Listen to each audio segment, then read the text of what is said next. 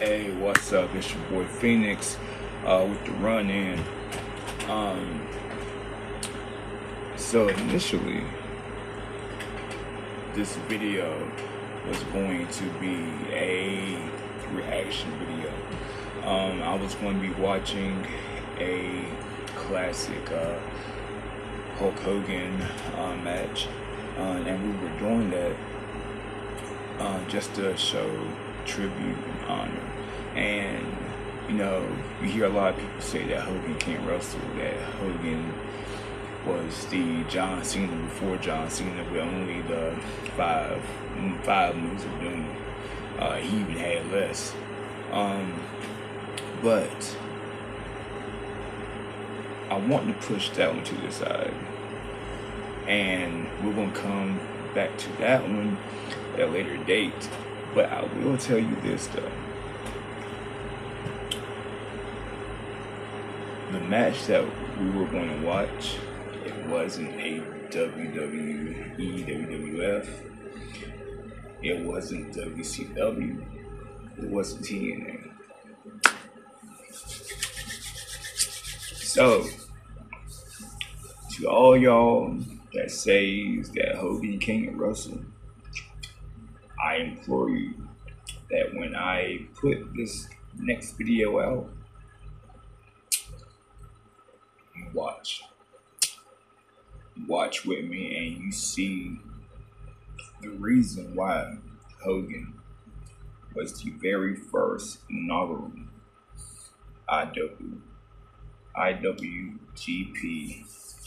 champion. And that right there probably just gave away what match we're watching, but hey, stay tuned for that. Also, if you haven't liked, if you ain't sat there and gave that subscribe button that elbow drop, and listen, this channel is different than most channels. So I'm just not telling you to like, I'm just not telling you to subscribe, I'm just not telling you to share. I'm telling you to hit that like button, elbow drop that subscribe button, and also clothesline that dislike button. And I want you, and to the ones that dislike it, please put in the comments why, so that we can make this channel better, so I can be better, and so that I can give you the content that you want and you deserve. So now, getting past that, what this video wants to talk about is, I want to talk about Zilla Fatu. Now, I'm not going to get into the, I guess, drama that's going on with Zilla and Rikishi. Not getting all that. Don't know any details. Don't know the ins and outs of it, and not going to sit there and talk about something that we don't know about. But I did see the little 13 to 15 minute vlog that he done on the backstage feel and his day that him, Bishop, and Real One participated at TNA Summerversary. If you can't see the human behind the persona, and when you see that human behind the persona, if you're not rooting for him to make it, then at least there is something clearly wrong with you. This kid is humble. You can tell that not only does he want to make it for himself, but he wants to make it for his fans, for the people that's been riding for him. But most importantly, he wants to carry on the legacy of not only his father, but all the day ones all the Fatus and Anawahis. He wants to carry on that whole legacy. And I can tell that he puts that pressure on his back willingly, gladly. You know, you hear him, he's talking about how he was nervous.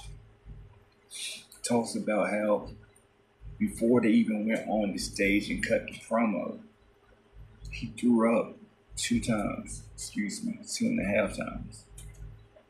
He talks about the love and how good it felt to receive that face painting by Jeff Hardy and how it got him in the zone and how he felt like locked in.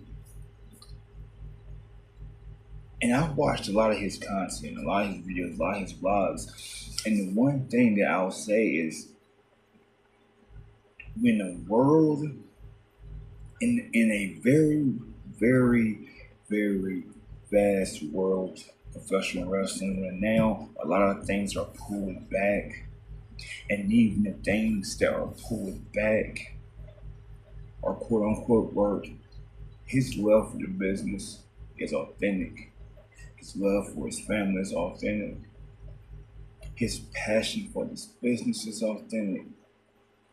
And when you say a real one, he's not only the main one, he is a real one.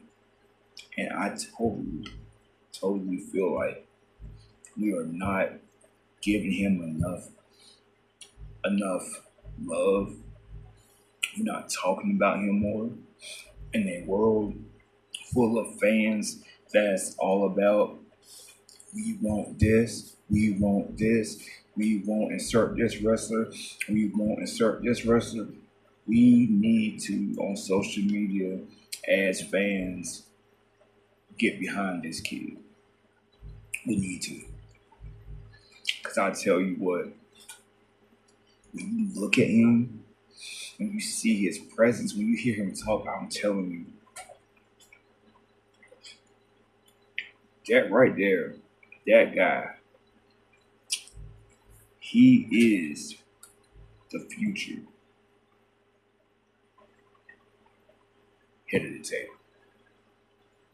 I call it right now, that's a hard take. He's the future head of the table. He's the tribal heir, if there's a tribal heir. He one day is going to wear that Ula Fala, and he one day is going to be that leader of his family. He has the charisma, he has the drive, he has all the necessary tools to become one of the next great Fatu Anoa'i. And I know a lot of you are rushing for him to come. Listen, give him time. Let him sit there and get better. But if he does come now, I say this.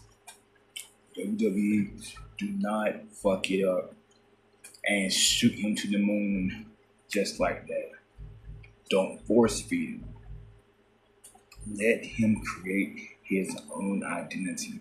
Let him be Zilla. Let him do everything that he's doing now.